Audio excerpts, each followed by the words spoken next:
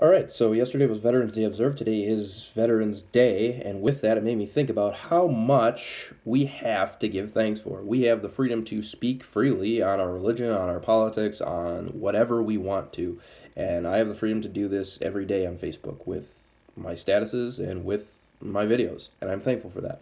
And it made me think about how we need to show more respect for our law enforcement, for our military, and for our government. These three aspects have all been instituted. They are all instituted authorities by God. God has literally placed these people in the positions that they are in to protect, to guide, and uphold the law. And a lot of people are going to say, well, law enforcers are crooked, our government is crooked, whatnot. Okay, yeah, there are crooked people. Honestly, there are actually more crooked pastors than there are crooked law enforcers. I don't want to get into the whole political thing. I want to get into the respect thing. It doesn't matter what people are doing in their jobs. We as individuals need to obey the law, whether they are following it properly or not. God is going to deal with them, and ultimately we as individuals also need to deal with that as well. File a complaint, file a case, do whatever you got to do. Get that person out. Purge the evil from any kind of political government system because they don't belong there if they are corrupt. And this goes for any aspect of any job, career, or position. We can't have unrighteous people doing unrighteous things and harming other people without eliminating them. And that's what our duty is as individuals with the freedom that we do in this country to get rid of that. And all this respect made me think of Romans chapter 13.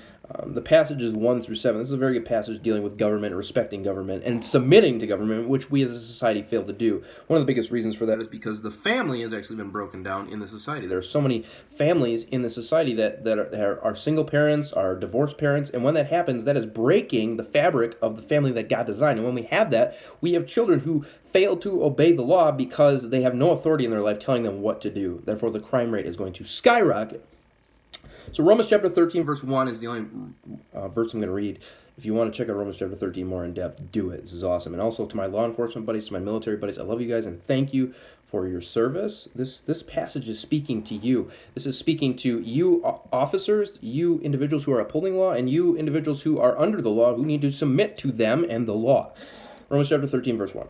Let every person be subject to the governing authorities, for there is no authority except from God. And those that exist have been instituted by God. God has placed these people. A lot of people are like, why is Donald Trump in here? My life is ruined. This country is ruined.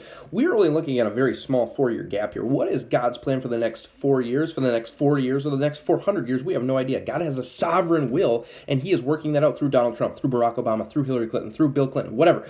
God can use evil for good. God can use good for good, and he does, because he's a sovereign God, and everything's going to work out for those that love him. And even those who don't love him, he is going to work his will in a way that glorifies himself and brings people to him. You are loved. Stand for what is right.